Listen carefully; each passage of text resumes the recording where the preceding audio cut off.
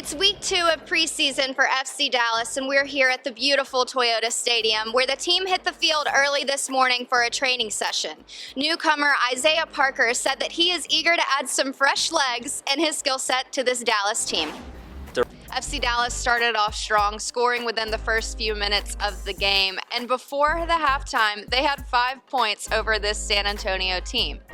Forward Jesus Ferreira recorded 50% of the offense here, which was a hat trick before the half. I was excited to be back. Last week in the press conference, head coach Nico Estevez said that he was looking to add some depth and complete this FC Dallas roster.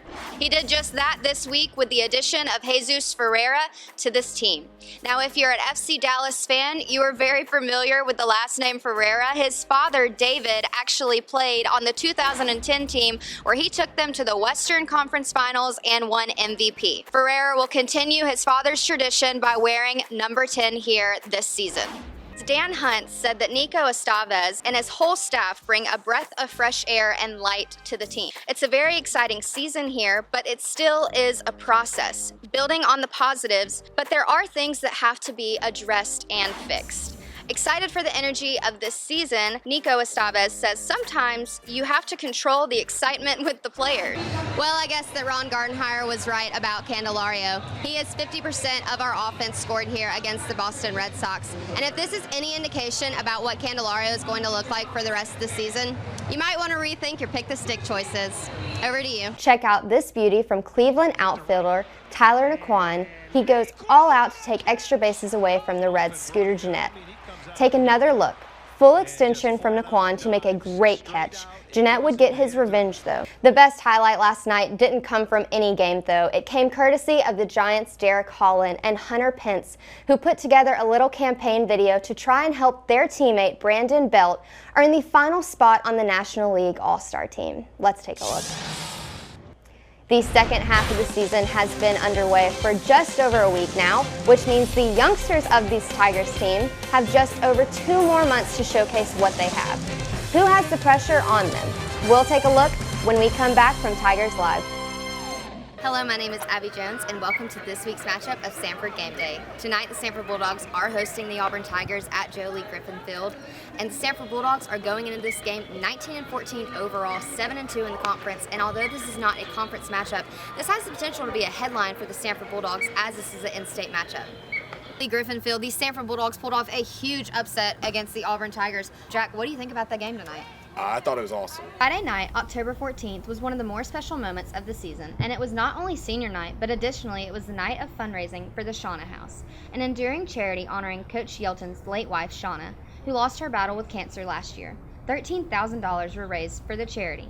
Samford would win the game with a score of 2-1, featuring 2 penalty kick goals from senior forward Jermaine Sia-Pasinwe. The Bulldogs seniors have already compiled a remarkable 51, 22, and 5 overall record and a 25, 6, and 2 mark in the SoCon play, as well as high-profile victories against Tennessee, Vanderbilt, Alabama, Baylor, Wake Forest, Memphis, and Auburn twice. Hey Samford fans, and welcome back to another great week of the Blitz. I just have to say I'm so excited that we have another season in store for you guys, because honestly it wasn't looking too promising. It's a surprise for all of us. And you are the player representative for the Pistons with the NBPA, so you have an extra responsibility and obligation to your teammates. So can you talk a little bit about that? But you've said, like, this is a movement. It's not just a moment. So what we're going through right now is literally history. It's going to be in the textbooks, and, like, one day your son will learn about the year 2020. Brooke, I mean, keeping up with you during COVID was probably one of my favorite things to do. And most recently, you hosted the Pistons draft party. I mean, is that the highlight of your career so far? Probably when I was a junior in high school as well. And he actually made his first trip to Detroit to do like suite visits. And then that turned into like a pregame, show. He'd kind of hop on. So I went with him on his first trip, and I was like, this is the coolest thing ever. And I actually have a photo with like Matt Shepard, and I'm like 15 years old. Wow. And I was like, this is crazy, and years later, like, I have a photo with Matt Shepard and I did, you know. After watching other people, I mean, I honestly do the same. And another great trick is like muting the volume and then having closed captions actually, and trying to kind of like not even hear anything and do it yourself, which is incredibly hard. I'm like, oh my gosh, I see what's going on, but like, how do I describe everything that's going on? But how do you watch so many people and not copy them, but learn to like find your own style? And then how long into your career did you feel like, okay, like this is Johnny Kane style, and like this is something that I do when I report that I'm really comfortable with? Like, can you talk a little bit about kind of finding your style to people? Because I feel like, you know, everyone in their mind puts these types of athletes like Kareem and Michael and like all of these people on a unnatural, unhuman realm. And you in that moment, like, did it ever enter your mind, I am good enough to be on the same court as these people? Like, can you explain a little bit of that feeling? Did you still feel like that 15-year-old boy, like, oh my gosh, this is Kareem Abdul-Jabbar, like, what am I going to do? Or were you like, okay, like, I deserve to be here, I've got skin in the game? So how much do you think that you learned from your family, and how much do you think that you had to learn on your own? A lot in both cases. You said that in this day and age, it's a lot harder for young broadcasters to get started, which, Lauren, I don't know about you, but I feel I agree with that. You know, there's so many people competing for the one spot. So did you have a lot of mentors along the way? Like, what was something that you would give advice to this generation about wanting to get into this industry where there is very little room for error? Yeah, the error part is certainly. So it's been good timing and a walk down memory lane for you, I'm sure, with Long Gone Summer and The Last Dance. So, you know, Chicago's been on your mind lately. Can you just explain the electricity of the 98 season? And like you said, you know, you have to take over the microphone that your grandfather used. I mean, that has to be a pretty historic and sobering moment in your career. So can you just talk about the obstacles it was hard. You faced?